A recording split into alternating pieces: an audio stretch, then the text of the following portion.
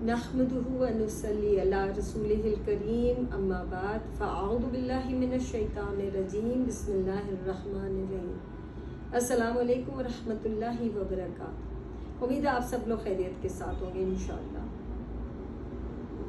बड़ा खूबसूरत महीना शुरू होने को है। हज नज़दीक से नज़दीक तरीन आ गया है। बहुत माशाल्लाह लोग जा रहे हैं इस बार हज करने के लिए, अल्हम्दुलिल्लाह। जब खाना काबा के पास आप पहुँचेंगे तो आपको पता है वो रब ताला का घर है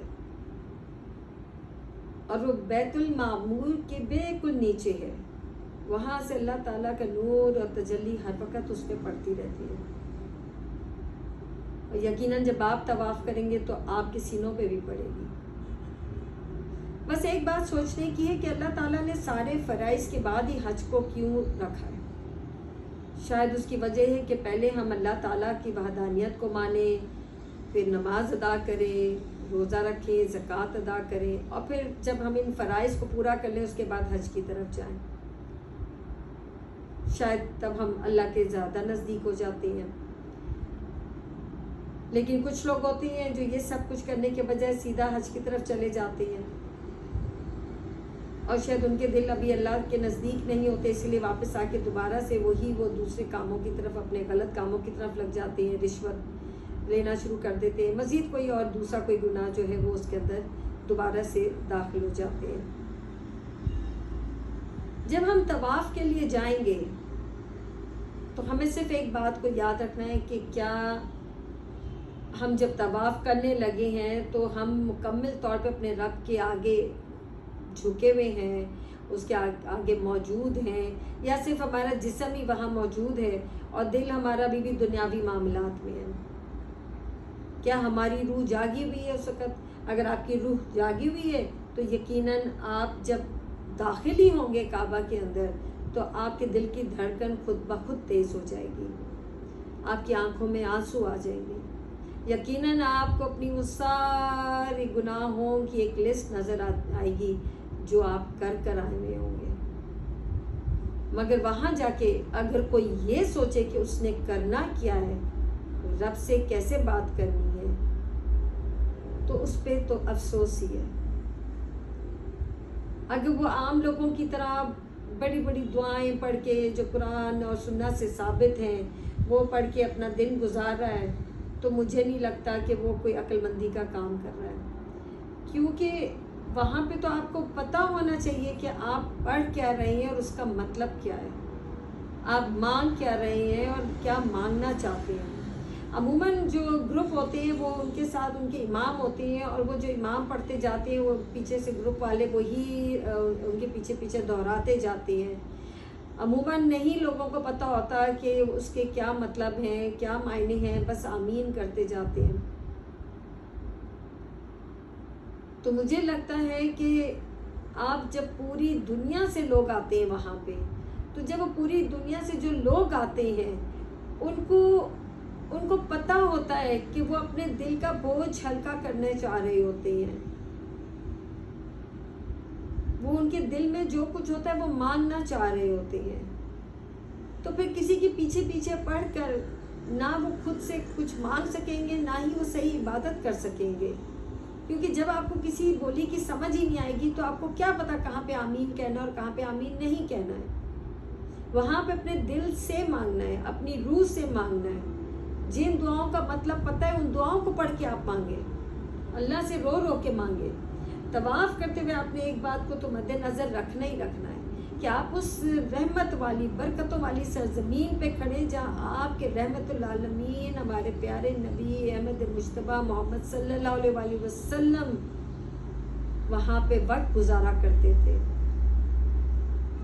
खुलफाए राशिदीन से लेके साहबाए कराम से लेके कितने पैगम्बरान जो वहाँ पे पहुँचे हैं उनको ही तसव्वुर में लेकर आए कि आप उस जगह के ऊपर खड़े हुए। अल्लाह ने आपको ये मौका दिया है।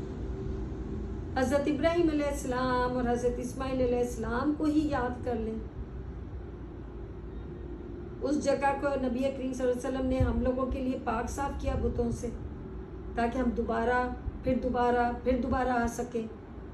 کیونکہ جب آپ کعبہ چھوڑ کے واپس جا رہے ہوتے ہیں، جو دل سے جس کو پتہ ہے کہ وہ اب واپس جا رہا ہے وہ دکھی ہو رہا ہے، تو یقیناً وہ بار بار مڑ کے کعبہ کی طرف دیکھتا ہے کہ مجھے واپس آنا ہے دوبارہ، وہ دعا مانگ رہا ہوتا ہے، اس لیے کیونکہ وہ آنا چاہتا ہے اس وقت وہاں پہ۔ جب ہم مقام ابراہیم پہ نماز پڑھتی ہیں تو ہمیں ابراہیم علیہ السلام اور اسماعیل علیہ السلام کو یاد کرنا چاہیے کہ اللہ تعالیٰ نے ان سے کہا تھا میرے اس گھر کو پاک صاف کر دو، وعدہ لیا ان سے، کن لوگوں کے لیے؟ جو طواف کرنا چاہتے ہیں، اعتکاف کرنا چاہتے ہیں، رکوع اور سجود کرنا چاہتے ہیں۔ کیا یہ سب باتیں وہاں اس وقت ہمارے دماغ میں چل رہی ہوتی ہیں؟ کیا ہماری روح کانپتی ہے سوچ کر کہ کتنی جانیں ضائع ہوئی ہوں گی اس وقت؟ یا جو سفر ہوتے تھے اس وقت سمندر سے لوگ آتے تھے، پیدل چل کر آتے تھے، کتنے لوگوں کو ڈاکو لوٹ لیتے تھے، کتنوں کو مار دیا جاتا تھا۔ ابھی بھی کتنے لوگ جاتے ہیں اتنی بری طرح بیمار ہو جاتے ہیں کہ حج سے پہلے ہی وہ ہاسپٹلائز ہو جاتی ہیں اور ویسے ہی واپس چلے جاتے ہیں۔ اللہ اکبر! کتنے لوگ ہیں جن کا وصال ہو جاتا ہے حج سے پہلے۔ بہت ساری باتوں کو سمجھنا ہے، اللہ کا شکر ادا کرنا ہے۔ نبی کریم صلی اللہ علیہ وآلہ وسلم نے فرمایا کہ اللہ غافل دل کی، بھٹکے ہوئے دل کی دعا قبول نہیں کرتا۔ یعنی بظاہر تو وہ موجود ہوتا ہے لیکن اس کا دل موجود نہیں ہوتا، وہ دنیا میں ہی لگا ہوتا ہے، وہ فونوں کے اوپر ہی لگے ہوتے ہیں، ٹک ٹاک بنا رہے ہوتے ہیں۔ اس بات کو یاد رکھیں کہ جب آپ کسی گھر کے دروازے کو کھٹکھٹاتے ہیں اور آپ کو پتہ ہے باہر کوئی تالا نہیں لگا ہوا تو گھر کا مکین اندر ہے، تو جب ہم طواف کرنے کے لیے کعبہ کے اندر جاتے ہیں تو ہمیں اتنا پتہ ہونا چاہیے کہ گھر کا مکین اندر ہے، ہمیں اس سے مانگنا ہے، اور کیسے مانگنا ہے یہ سب اچھی طرح جانتے ہیں کہ جب ہمیں کسی سے ضرورت ہوتی ہے تو ہم کیسے اس کے چکر لگاتے ہیں، کیسے اس سے کسی سے پیسے مانگنے ہو تو کیسے چکر لگاتے ہیں اس کے گھر کے، ایسے ہی اس وقت جا کے اپنے رب سے مانگنا ہے، اپنے دل کا بوجھ ہلکا کرنا ہے۔ عروہ ابن زبیر رضی اللہ عنہ نے کہا کہ ایک بار طواف کے دوران میں نے عبداللہ بن عمر جو کہ خود بھی طواف کر رہے تھے ان سے کہا کہ میں آپ کی بیٹی سودا کا رشتہ چاہتا ہوں، میں ان سے شادی کرنا چاہتا ہوں، کیا آپ اس کی اجازت دیں گے؟ تو حضرت عبداللہ بن عمر نے کوئی جواب نہ دیا اور ایسے محسوس کروایا ان کو کہ جیسے وہ وہاں پہ ہے ہی نہیں، انہوں نے کچھ کہا ہی نہیں ہے۔ تو کہتے ہیں مجھے بہت برا لگا اور سوچا کہ آئندہ میں کبھی بھی ان کی بیٹی کا رشتہ نہیں مانگوں گا، مگر جیسے ہی طواف ختم ہوا تو عبداللہ بن عمر رضی اللہ عنہ میرے پاس آئے اور بولے کہ معافی دینا، جب تم میرے پاس آئے تو وہ وقت تھا جب میں امیجن کر رہا تھا، جب میں محسوس کر رہا تھا، سوچ رہا تھا کہ رب تعالیٰ میرے سامنے موجود ہے، کیونکہ میرا دل وہاں پر ہی تھا۔ سوچے کتنی بڑی بات ہے، اگر عام روٹین میں کوئی کسی کو پاس آ کے بولے کہ میری بیٹی کا رشتہ، اپنی بیٹی کا رشتہ دے دو، تو شاید وہ آدمی خوشی کے مارے طواف کرنا بھول جائے۔ تو طواف کرتے ہوئے ہمیں یہ سوچنا ہے کہ ہم اس بادشاہ کے گھر میں ہیں جو بادشاہوں کا بادشاہ ہے، جس کے پاس ہر مصیبت اور پریشانی کا حل ہے، جو ہر برے وقت کو اچھے وقت میں تبدیل کر سکتا ہے۔ یہ وہ ہے جو کن کہتا ہے اور کام ہو جاتا ہے۔ تو کہتا ہے جب میرے گھر میں داخل ہوگے تو تمہارے سارے بوجھ میں لے لوں گا، مانگو کیا مانگتے ہو تم مجھ سے، کیا کہنا چاہتے ہو مجھ سے۔ ہمیں اس وقت وہ چیک اپنا کیش کرانا ہے پوری سچائی کے ساتھ، توحید کے ساتھ، اخلاص کے ساتھ، اس بات کو مد نظر رکھنا ہے کہ کوئی اور نہیں ہے، صرف یہی بادشاہ، یہی مالک ہے، یہی یا حی یا قیوم ہے کہ جو ہماری باتیں سنے گا، ہمارے دکھ درد کو دور کرے گا۔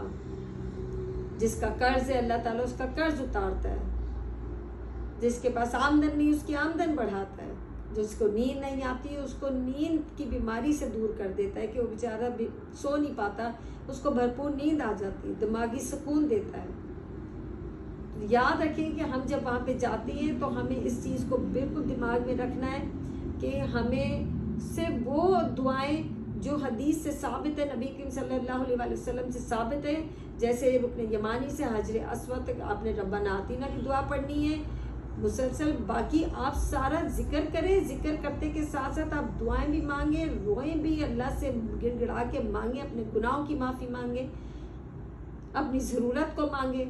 اللہ کے بہترین جو کلمات ہیں جو رب تعالیٰ کو پسند ہے وہ وہی ہیں، سبحان اللہ، الحمدللہ، اللہ اکبر ہے، لا الہ الا اللہ، لا حول ولا قوت الا باللہ ہے، درود پاک ہے۔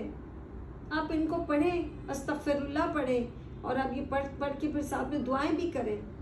وہی تو وقت ہے دعا کرنے کا، طواف کرتے ہوئے دعا کریں، نفل پڑھنے کے بعد دعا کریں، زمزم پینے کے بعد دعا کریں، صفا مروہ پہ دعا کریں، مگر اس دل سے کہ آپ کا دل وہاں موجود ہے اور اللہ آپ کے سامنے ہے۔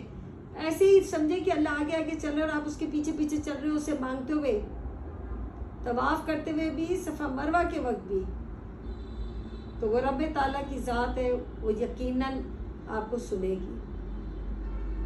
مگر اپنے دلوں کو یہاں سے صاف کر کے حج کے لیے انشاءاللہ تعالیٰ آپ لوگوں نے جانا ہے۔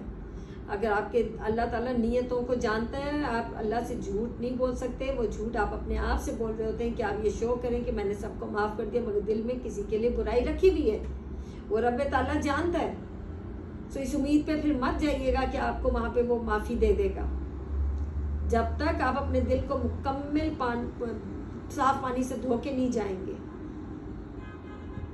پھر ہی وہ سنے گا آپ کی۔